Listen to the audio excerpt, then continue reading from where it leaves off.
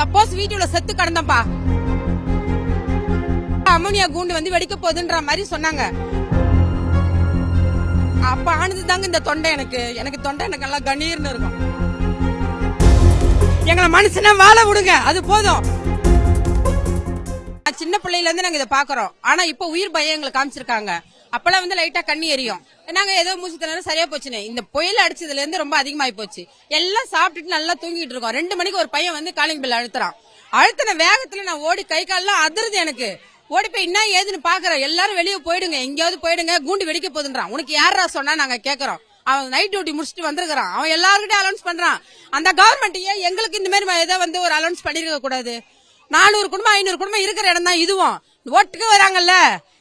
நேத்து உடம்பு செல்லதாச்சு 2 மணி விடிய காலம் 2 மணிக்கு தான் எங்களுக்கு தெரியும். சப்போஸ் வீட்டுல செத்து கடந்தப்பா எதிர் வீட்டுக்கார பையன் வந்து காலிங் பெல் அழுத்துறான். அவன் நைட் டியூட்டி முடிச்சுட்டு வரான். திரியாமூர்ல இருந்து வரான்.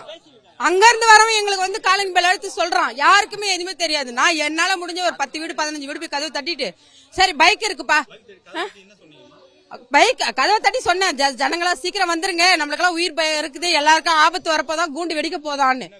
அந்த கோரமண்டல் கூண்டு, அந்த புகை அமோனியா கூண்டு வந்து வெடிக்க போகுதுன்ற மாதிரி சொன்னாங்க.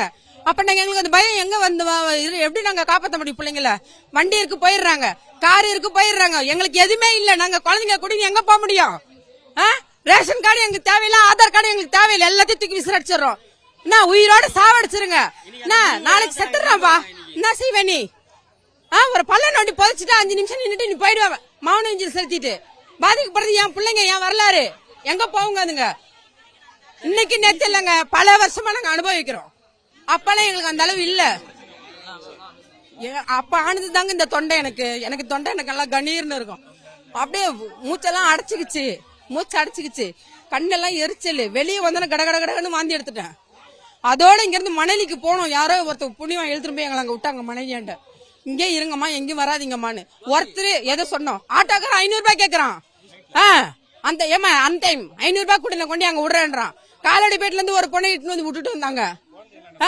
குழந்தையெல்லாம் பக்கத்து வீட்டுல அவங்க கார் வச்சிருக்காங்க, அவங்க கிட்ட ஏத்தி விட்டேன், எங்கன்னா கொண்டு விடுங்க, உங்க கூட வச்சுக்கோங்கன்னு. எங்களுக்கு இந்த மாதிரி மரண பயம் நைட்ல வருது. நாங்க தூங்கும் போது எதனா ஆச்சுப்பா. ஏன் அலௌன்ஸ் பண்ணல?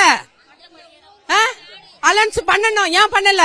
எங்களுக்கு ஆதார் கார்டு வேணாம், எங்களுக்கு ஓட்டர் ஐடி வேணாம், எங்களுக்கு எதுவுமே வேணாம். எங்களை மனுஷன வாழ விடுங்க, அது போதும்.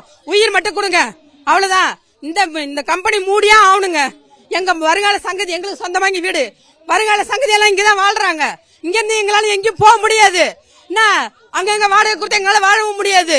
எங்களுக்கு தேவையே இல்லை. எங்களுக்கு இந்த ஊரும் வேணாம், எங்களுக்கு இந்த கம்பெனியும் வேணாம். எங்க பிள்ளைங்க எங்கேயும் போக மாட்டாங்க, அவ்வளவுதான். ஆனா இதே மாதிரி நடந்ததுன்னா கண்டிப்பா ஊர்ல 10 பேராவது சாவோம். கொளுத்திக்கிட்டு அந்த ஊரு கம்பெனி பேரை எழுதி வச்சுட்டு சாவோம். இது நிச்சயம், அவ்வளவுதான் நான் சொல்லுவேன். செய்திகளை உடனுக்குடனும் துல்லியமாகவும் தெரிந்து கொள்ள சப்ஸ்கிரைப் பண்ணுங்க.